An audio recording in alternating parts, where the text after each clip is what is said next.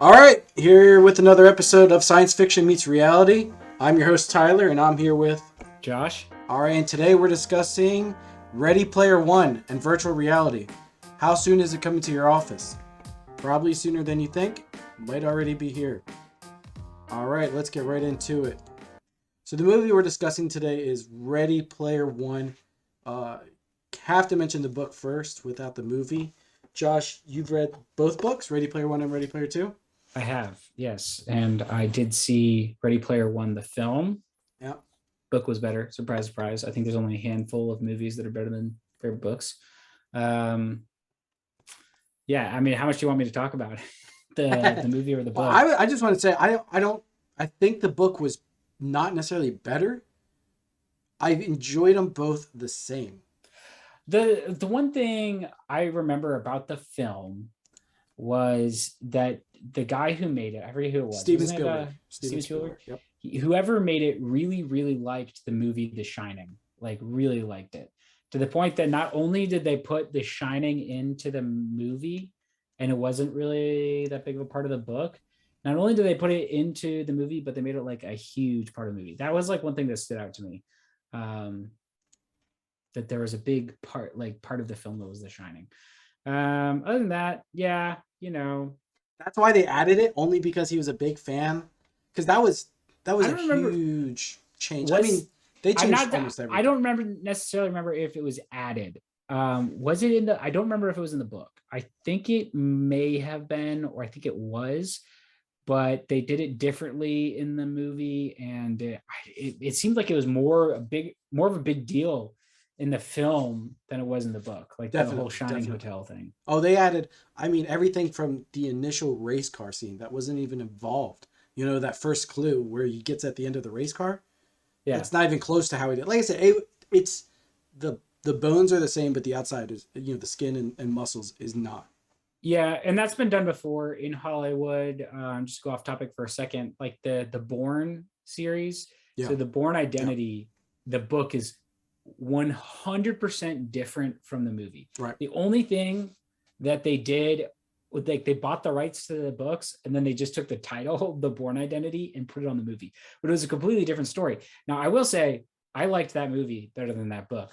But it just goes to show, like, when you're taking a book and turning it into a movie, sometimes you're just taking the idea and you just like that idea of like, oh, virtual world and stuff. But you don't like all of the 80s what is that, pop culture that comes with Yeah, it. yeah, yeah. And so you drop that and you just take the idea and run with it. The pop So culture was definitely heavy, and I'm not sure honestly that the book was movie ready. I'm not sure that you can. For those who don't know, in the book, he finds the first clue when he's going to school on the planet that is his school, and the only reason that's the only place he was so poor. That's the only place he was able to go is his virtual reality was into school. That would not have worked in a movie. It would have been too slow. yes, I think that that is true. I mean, should we say kind of like what the premise of the Yeah, whole yeah. book I mean, movie is? Yeah.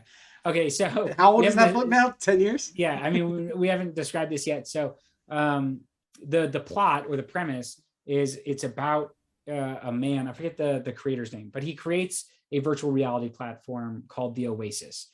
He's essentially Mark Zuckerberg, who's creating Meta, but his name is different, and he's creating what's called the Oasis. And the Oasis is a virtual realm in which there are a bunch of different planets that you can go to, and each planet has like a theme. So there's like a Lord of the Rings planet. There's a Back to the Future planet.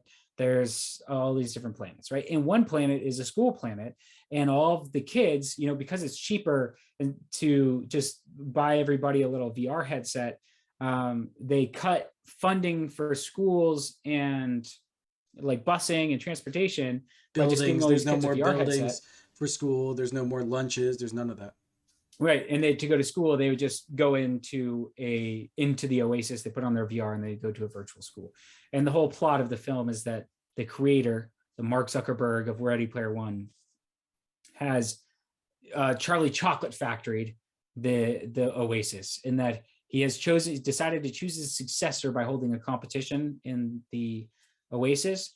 Whoever can find the three clues the fastest, the three keys or whatever to which he leaves these clues the fastest, wins the his fortune and his And his running the empire or empire. something Right, like that. right, Yeah. right.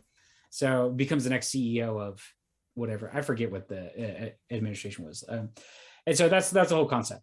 And so part of this is it's kind of a dystopian novel in a way, in that there is an addiction to the Oasis, that people's lives are so terrible in the future that they would rather spend 14 hours a day in virtual reality than they would in reality. And that is a minor issue of conflict between the main character and his love interest. Um, by and large, he's like a wholesale bought into the idea of virtual reality is better than reality. And she's not necessarily sure that that's true. And then with virtual reality comes things like haptic suits and, ways to make Treadmills, 360-degree treadmills, and little haptic things gloves and and things like pieces of that. Yeah. technology that make the virtual reality more real. Yeah. Trying to make your fantasies and dreams come true, I guess. So that's the whole point of the film. The film is very similar. The book relies a lot on 80s pop culture. I guess the author is a huge 80s nerd, because his other book, I think it was called Armada, is also very similar to The Last Starfighter, which is an 80s movie. And then the second book, which is Ready Player Two, also deals a lot with 80s pop culture. And he just dumps like huge truckloads of 80s nostalgia into these books, which are set in like 2040.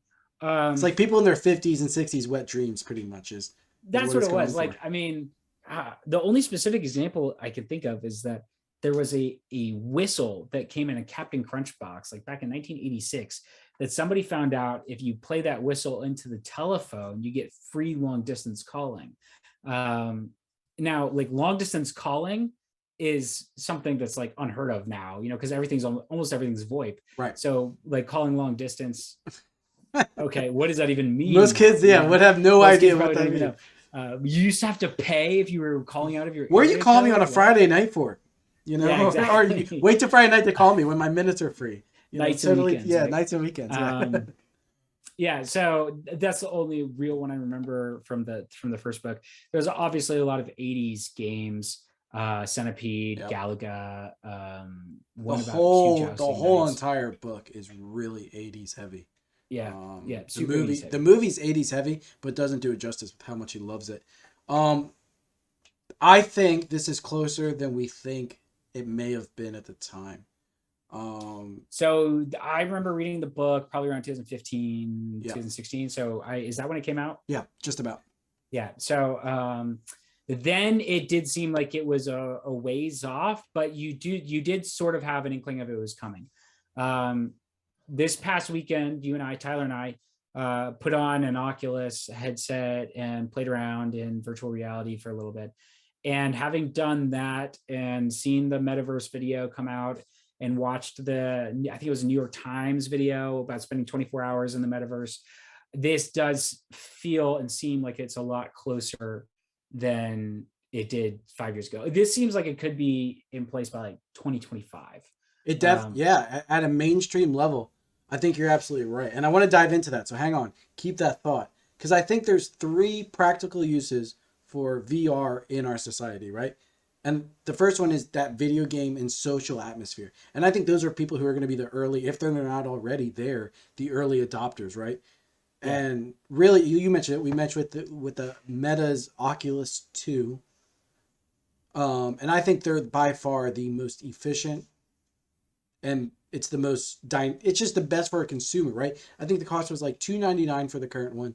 How long did it take me to set that up? 30 seconds? I mean, minus the like initial setup. Well, I mean, to put together. we had to wait for some software update, and then you had to like log in and get through all that. But like in terms of like setting up where your eyepiece and turning it on, that was 30 seconds. And I think what you're referencing now is you're talking the Oculus Quest 2 versus the Oculus Rift that you had previously. And the Oculus Rift required external cameras and the hardware setup. And that Guardian was harder to set up. It took significant amount of time. It just was not consumer friendly. Your grandmom's just not going to pick that up. But the Oculus 2 is simple enough, maybe not for your grandmom, but your mother, to pick up and understand. By herself to set up. Yeah, you could just turn it. You put it on your face and you turn it on, Right. and then from there on, it's just software like logging in, making an account, etc. Right. So, Right. and it is, of course, as you had on the screen earlier, it is manufactured and owned by Meta, formerly known as Facebook. So, the Meta Corporation is I would say, the leading edge in mainstream virtual reality. And I will say, going from Generation 1 to the Quest 2, which is, I guess, the third generation technically, the game experience is really impressive. It's really fluid. It looks really good. And it's a lot of fun. Beat Saber is obviously the one picture there. It's obviously the most experience. Now, you and I probably spent a total of what? I'd say between the two sessions, 10 hours probably total VR, maybe less. But with the social aspect, which is obviously going to be Meta's home run, right? That's going to be their pay. When can they put Facebook in their virtual reality? That's where their moneymaker is going to be. That experience we experienced through VR chat, right? Which is the closest that is to metaverse. I probably have an hour of footage recorded between us. Not 60 seconds of it is usable. Yeah, I'm not surprised. Let me state, because of how inappropriate everything experienced around us was. I think there's probably a lot of stuff that I didn't catch the first time that was going on in the background, and I would agree. What is that? What was it called? VR chat. It was like any internet forum where you are, I would say, mostly anonymous, unless somebody really, really cares about who you are. You really piss somebody off, they're going to dox you. And in any anonymous internet forum, you just have, it seems like the dregs of humanity just gather and, just spew whatever vitriol. It's not like people were meeting in VR chat to discuss quantum physics. It was, dudes drawing dicks with paper or with these pencils, people, just talking about nonsense. It's crazy that it's not set up for that though, which is the crazy part. So the first world you and I visited was was a balcony in a city, and it was raining. It was a really relaxed, chill atmosphere. It's somewhere where you want to be in real life. And for those who don't know, you can be any avatar you wanted. I was Mr. Krabs from SpongeBob. You were some buff ogre-looking dude. Yeah, I was like a big ogre. There were all sorts of anime characters I never recognized. There was a guy dressed as a cop. There was a fish just floating in the air. There is a girl legs with a piano top. And that was... What was interesting is that if you tried to play the piano, it would make a noise. So I was moving my hands up and down around her, and it was playing notes. Anyway, just clip that for your political run right there. You were doing what to her, sir? I was playing the piano on this lady. I don't even know if it was a lady. Do pianos have a gender? She was wearing tights and heels. But anyway.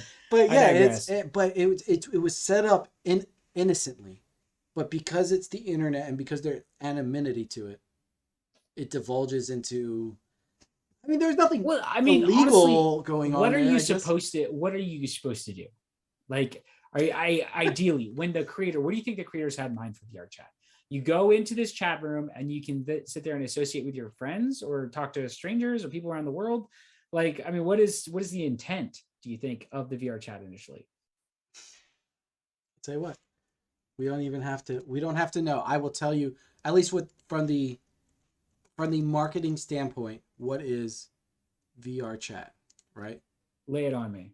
Hang on one second. Teach me the truth. I gotta find it. Give me a second. Because I can tell you whatever the intent or the marketing standpoint is, that was not what was happening in the VR chat. I mean, it was entertaining though. I will say that. Like we spent 15, 30 minutes, maybe even longer, and it just went by faster. And it was funny. It was entertaining. Like people were genuinely hilarious. Right. And so I didn't have a problem with it. But as far as making any sort of real social connection in VR chat, I am so doubtful. I am so doubtful that is ever going to... Let me read you the paragraph. Imagine a world where anything is possible. You can say that again.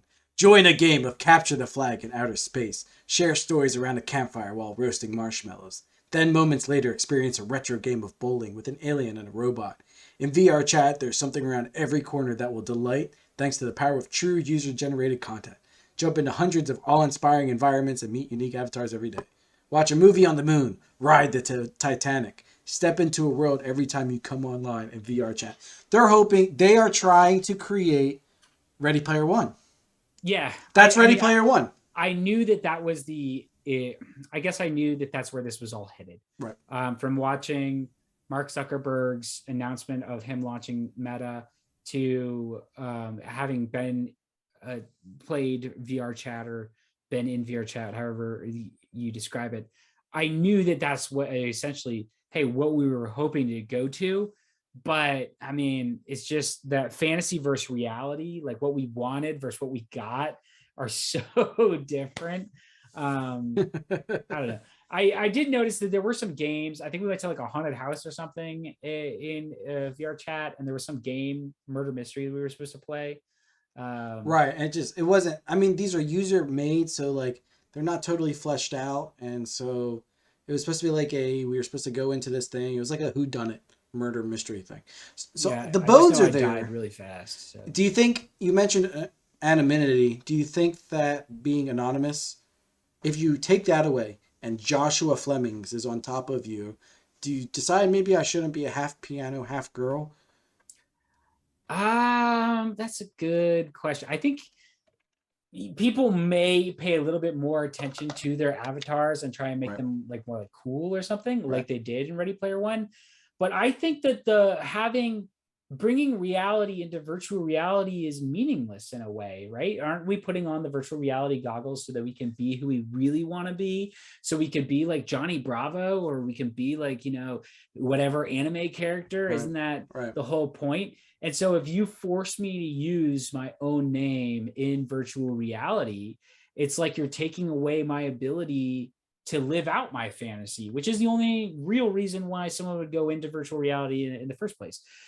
So yes, I do think that if people had to use their personal professional names on the platform, it would take away from the experience. And I also don't see why you would do that. It's like you would turn it into Twitter, which would suck because Twitter sucks. So it should be noted that in order to have the Oculus Rift and use it, I had to log into my Facebook. I'm not surprised that it is linked back to you in some form or fashion. I'm also not surprised that you have to use your Facebook to log on because that's like the flagship website of Meta.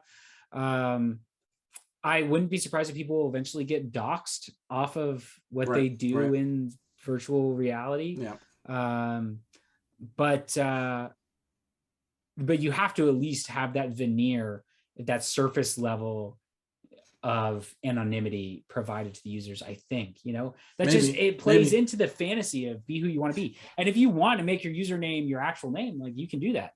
But you can also make your username, Mr. Crab 72, whatever. So, I don't think Facebook's ideal social, so we're talking about the social aspect of metaverse. I don't think Facebook's ideal social metaverse is to become VR chat, though. I think they want somewhere for people to hang out. If you remember in the book, the character has his dungeon, or the character's best friend has the dungeon that they hang out with, and it's like got all the 80s nostalgia in it. It's like a basement or whatever. And I think that's what they want. They want these hangout rooms that people can go and hang out and spend time, and then they can gather more data on you because you designed your room like how you really want it to be. Not to mention the insane amount of cameras that you are giving Meta.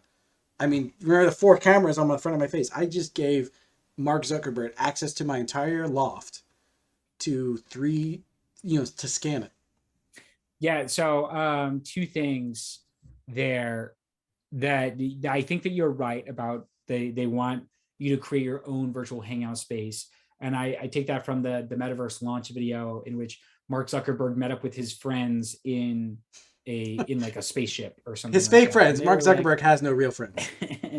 He met up with the other lizard people in his spaceship. And they were like, oh, this is so cool. We're floating in space. The second thing was you talked about the cameras on the front of your face. I want to point out if you're listening or the viewers, if you haven't picked up an Oculus Quest 2, it has some sensor cameras. I think they must have some sort of IR built in or something like that. Or I don't know if it's infrared or what it works off of, because it didn't pierce the dark. Maybe it's just a small camera. But anyway, there are 4 cameras. There's 2 on the bottom of the headset and 2 on the top of the headset. And those are used to track motion primarily. But also, hands, as you said, what was that, Tyler? Of your hands too. Yeah, they track your hands, they track the movement of your hands, they track the movement of your body, but they also do detect your surroundings, right? So yeah, like you said, now Meta has a digital blueprint of your loft, probably on some server somewhere. Yeah, like, yep, that's exactly right. They can see everything on there, and these people who take it everywhere. I mean, I didn't think about the implications for Big Brother with these. Like, now the government has cameras, but we already have cameras inside of our houses, right? We have, webcams and door cams and all this stuff that the government can already use. But yeah, that's another one. Interesting thought. But what doesn't Mark already know that? You know what I mean? There's safety in numbers, I guess, is what people always say. Like, everybody's on Facebook, so what makes you special? Yeah, exactly. So that's exactly right. The next one is the workplace, and I did some research, and I think Microsoft has the ability to dominate the workplace. So currently they have what's called the HoloLens 2, and I'm going to play you the video, kind of like their intro video of what it is. It's totally music free. But you can see here them using it, and it's primarily geared towards industrial. And this is the HoloLens 2. Technically, this is not virtual reality. This is augmented reality, right? So it's just looping now. But I just kind of want to let you go through it one more time. You see here's a teacher trying to move it, and he's having a conference next to an avatar who's also a person. This woman is fake cranking a machine, and then these people are just discussing it looked like in a teaching environment about what something would look through. And I think this has the ability to dominate the industrial world because, one, there's no eye fatigue.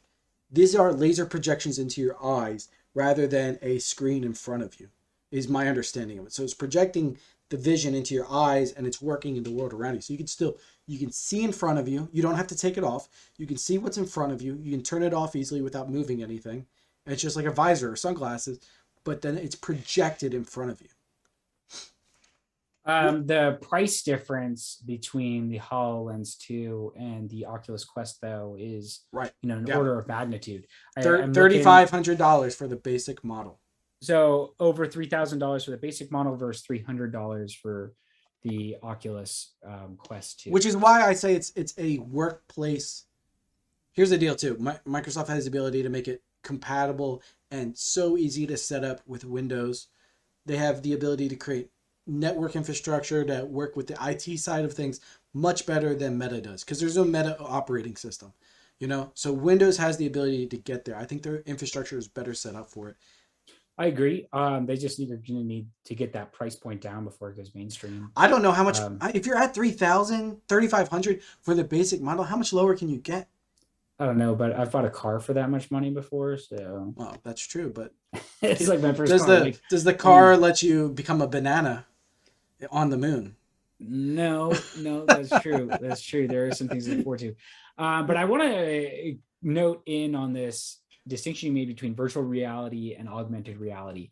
In my opinion, when we were playing around with the Oculus Quest 2 headset, one of the most disappointing things was while one person was wearing it, like somebody else was, left out, and it was just kind of like waiting or like maybe looking at the screen, but it wasn't as interactive as other, entertainment systems, whether it's watching a movie or playing Xbox or whatever it might be. Most screens can be shared, but once you have that screen strapped to your head, that's not necessarily the case. The difference between augmented reality and virtual reality is augmented reality simply enlarges the reality that you already are experiencing. It's a part of your reality. Your reality. Right. But it relies on your current situation, your current reality, to generate those augments and whatever they might be. And so right off the cuff, even just from the name, augmented reality seems like it's going to have more of that social interaction capability than virtual reality will.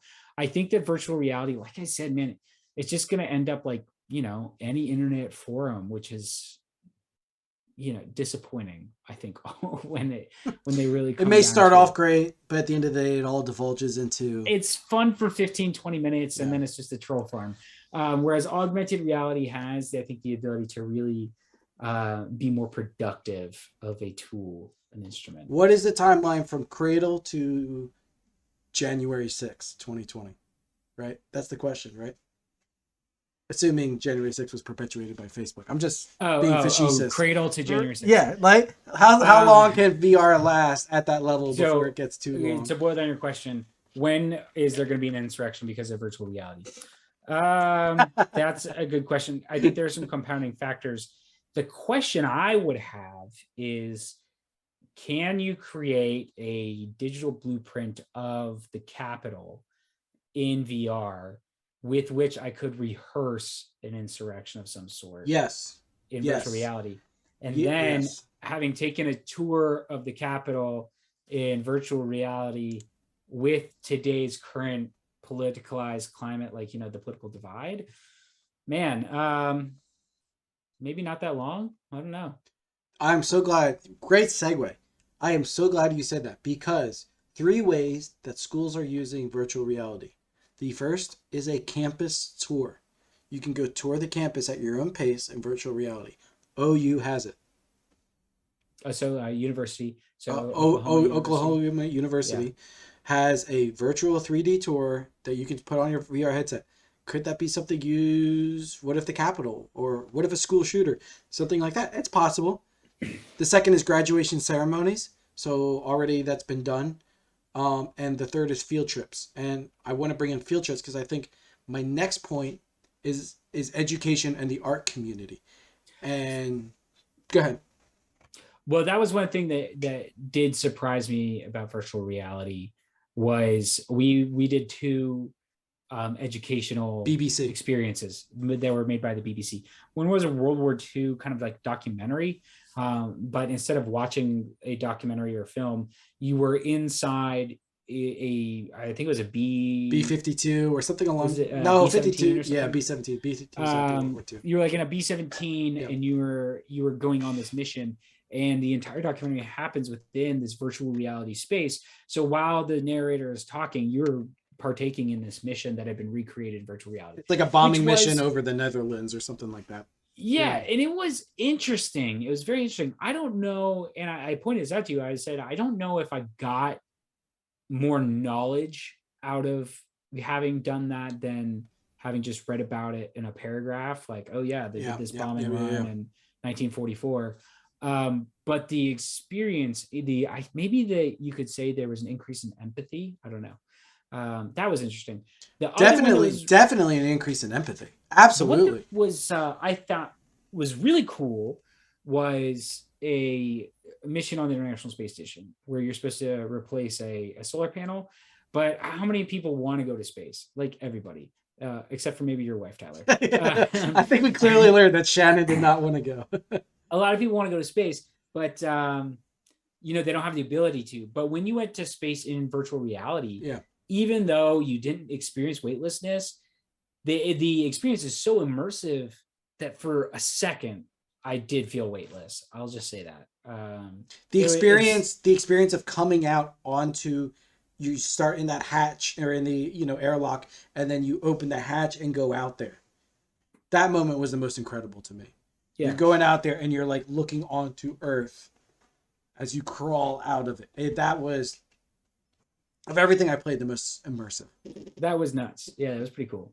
So in terms of the educational aspect of virtual reality, I think there's some potential there. There's some potential maybe there. I think you kind of you teased it a little bit. I think it's to taste it a little bit. Did I learn anything about being an astronaut from that 15-minute International Space Station mission? Not really. But did I? Give me a second. But did I gain a huge interest? If I was a 9-year-old or a 12-year-old?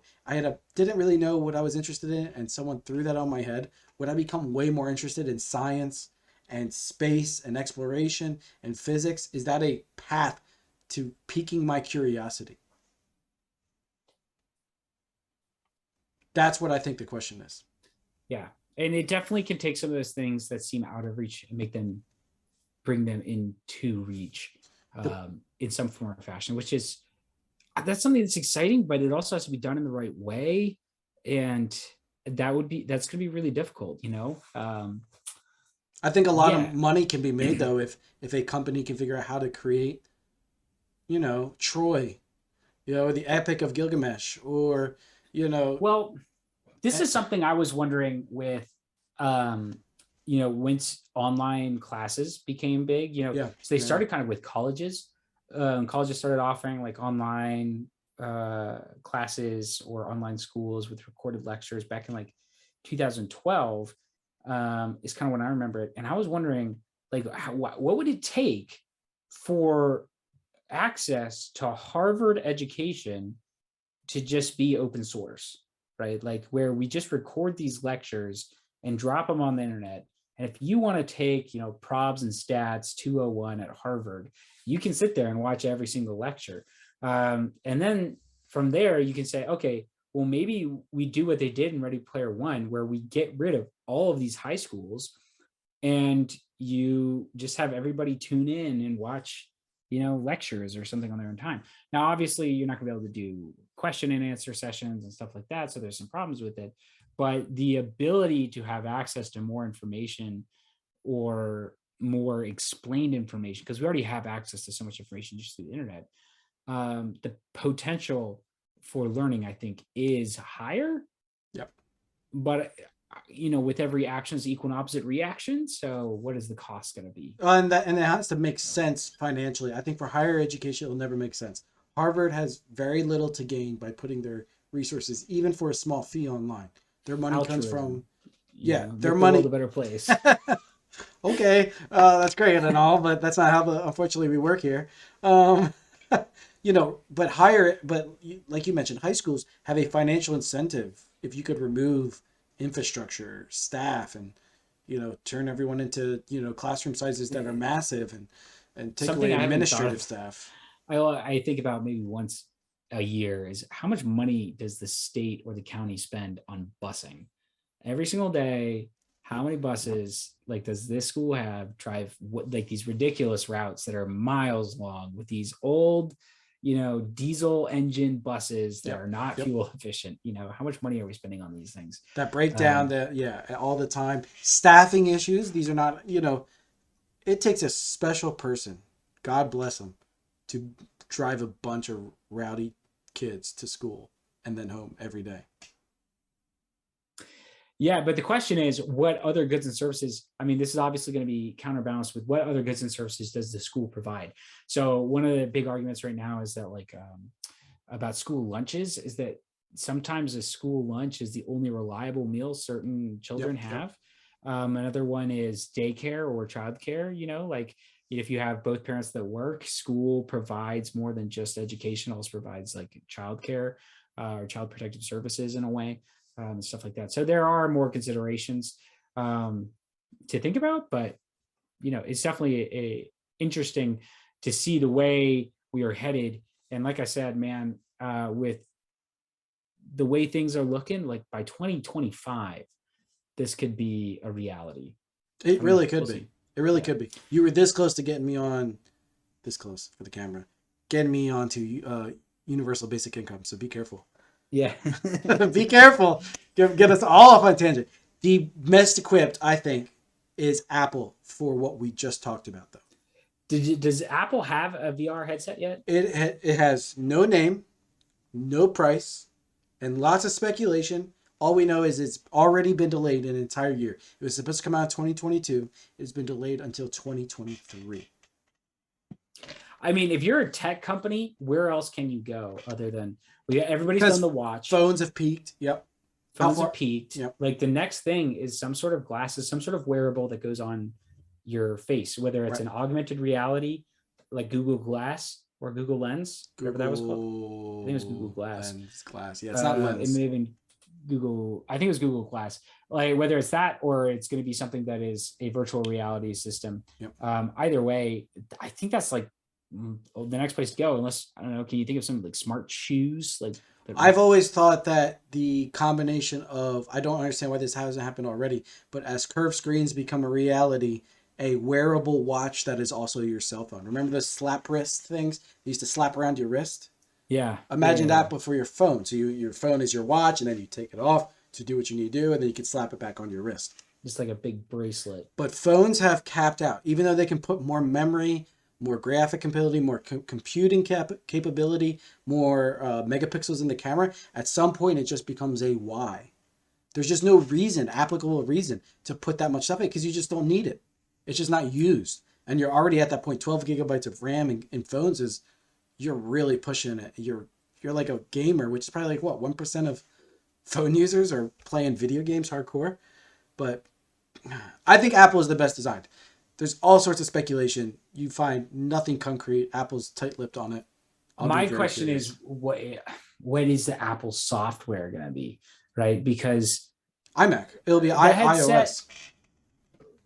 The headset's going to be interesting. I mean, the headset, you can do so many cool things with the headset, but ultimately the experience really is based on the software. Yep. And right now, the metaverse or Meta, the company, has such an advantage in the software component, and that they have been developing software, or they bought Oculus, which had some form or fashion of software, and other developers have been developing software for the known platform Oculus for 6 years now. So if Apple comes in and they're going to use iOS, they're going to start with their, they're going to start a leg behind. To catch up to make software that is competitive with. Assuming it's not as polished, because when Apple does something, they usually do it hard. You know what I mean? Yeah, that's true. I just see, like, I mean, you see what I'm saying, though? They're going to have to create all these programs, but for either have them, or they're going to have iOS, to, or they're going to have to start from scratch. Well, so you're going to have either like Beat Saber, remake Beat Saber, or make it compatible with iOS, or they're going to have to make their own version of that, because they're typically pretty stingy with their hardware and software compatibility. Right. So, well, and that's why I think they're best suited for the art and education, because I think they will create their own, hey, we're going to work with all Adobe. I don't know anyone that can work with Adobe on virtual reality. Hey, all these art programs are going to be available. Math, educational tools that teachers can plug into. I think professors probably, if it's Apple, right? I think that's going to be the level that Apple's going to push for, or should push for. Do you think that they're going to try to have it cross-platform compatible, or would they try and make it an exclusive thing? It's exclusive. Have you touched anything Apple? It's always exclusive. That's what I was thinking. Yeah. But then that's also, I mean, it's a kind of a detractor, because if I put on my Apple headset, I can only chat with other people that have Apple headsets.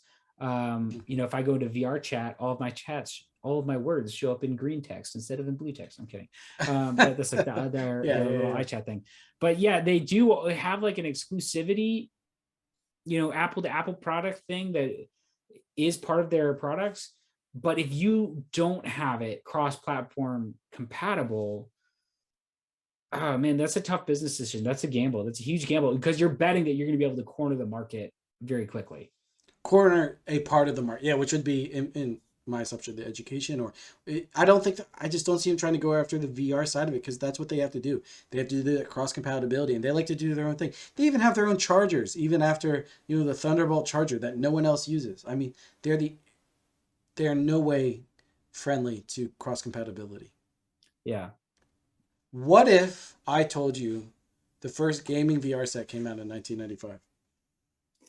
I would believe it. I wouldn't be surprised if it was a little bit earlier than that, because I saw something that had a image of, it was like an old school, one of those arcade games. Oh, okay. And it would blow air or stuff. 4D kind of style. Yeah. Tilt.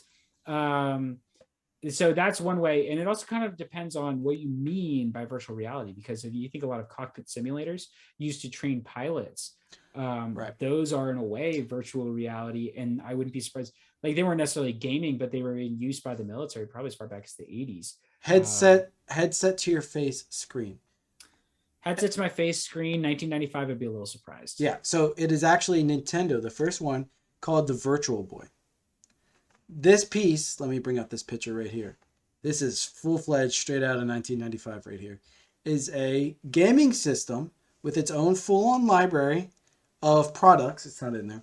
So you would put your head up to it and you could game off of it. It had a little controller underneath. You see him holding the controller, and you could play games like this tennis game with someone. You could plug in with someone next to you, and you But could it full looks on like play.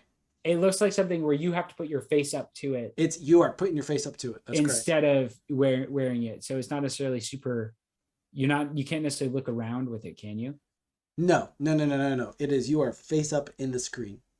So it consumes your reality, but there's no motion tracking. There's nothing like that. It did have multiplayer, which is pretty impressive when you think about it. I think multiplayer may have been an added effect after, because I have seen people play it. I don't think it came on launch. It failed terribly. So it was $179.95 released at, which is $314 in 2020. So this experimental unit was not insanely expensive, but it was definitely immediately cut off a ton of people in 1995. Yeah. The line was it would totally immerse players in their own private universe, just like VR. I'm not surprised it failed, because I'm looking at the graphics you have up on the screen. Yeah. And one of the things that makes virtual reality so compelling is that it is real enough that you can trick your brain into being immersed in the situation that you have portrayed. Right. So we played the horror game, or like we were talking about the BBC documentary where you were in space, and eventually you were able to trick your brain just enough to think that for a second you were really in space. Now, the graphics in 1995 were nowhere near that level of capability. Plus, you can't move and look around and stuff like that. Right. So I don't think the experience was immersive enough to really warrant that price tag. I don't want to spend $350 to play Pong through some glasses. I'd rather just play it on the television. But I think one of the most interesting things about virtual reality is how immersive some of the environments can be, thanks to advances in graphics and graphics cards and stuff like that. So, yeah, the potential. And it's not first person. What you're looking at here, you are playing as, I assume that's Mario right there, about to throw the tennis ball and serve it. You're not first person, so it's not truly virtual reality, because it's not reality because you're still in third person. I think that would be that's a big key component of it. Yeah, it's like, what's the point? So, and the line here is, the virtual reality was panned by critics was a commercial failure, even after repeated price drops. Its failure has been attributed to its high price, monochrome display, which you can see here. It's only red and white. Those were the only two colors they were able to get out of it. Unimpressive stereoscopic effect, lack of true portability, and health concerns. I'm not sure what those health concerns were, but I think probably 1995. There are people probably remember your mom was like, "Don't look that close at the screen; it'll melt your brain." I mean, yeah, exactly. You're literally doing exactly that. So, I mean, it's not a surprise that it was a failure. Good on Nintendo for trying it. But yeah, there's it's just amazing to see like how far we've come. But like, the idea was there. Yeah. So, but that's all I got for this one. Unless you have anything you want to add about virtual reality. I don't think so. I think I've touched on all of my main points. I really just I'm curious to see what you think the real potential is for social interactions in virtual reality. Do you think that there is real potential for increased social interaction or not? So we were in VR chat, in which you're talking to strangers around the world. But as I said, the conversations were all kind of meaningless and they didn't really seem real. And then other than that, if you're in a room and you're trying to play with somebody, you're switching off with the headset, or even when you're both wearing a headset, it kind of seems like it defeats the purpose in terms of social interaction. So for Facebook to be trying to take this and make it the advent of social interaction, is this something only agoraphobics will use, or do you see real potential No, for social? no, because social Facebook, the beauty of, if you can call anything beautiful about Facebook, Mark Zuckerberg does not endorse this podcast. Um, the beauty of Facebook is I'm not actually interacting with anyone. It's interaction without interaction, right? You're just seeing what someone's doing. You're not saying, I mean, sometimes you leave comments and stuff like that, but you're not having face-to-face conversations with your high school friend from 10 years ago. You know what I'm saying? Yeah. So when I Facebook stalk somebody or Instagram stalk somebody Yeah. in virtual reality, will I be able to go where they Yeah, are? that's what I'm saying. You're gonna be like behind a virtual bush, staring at them. Will I be able to like Stop virtually stalking me. stalk them? Like, Yeah. Is that'd that be a super cool. is that a crime then, to virtually stalk them? Yeah, I don't think that's gonna be a hard bridge to gap. I think the gaming aspect. Josh, come play where we go kill a bunch of terrorists or something like that. Come do that with me. I can see that. Hey, I'm in my hangout spot and then we're going to go do something. I think purely a social aspect where we just sit there and shoot the what does not exist. I just don't think people enjoy interacting with people enough that much. Maybe that's just me. I don't think of myself as an introvert. You sound so misanthropic. Yeah. I just The don't. second question. Yeah. I have another question for you though before we go.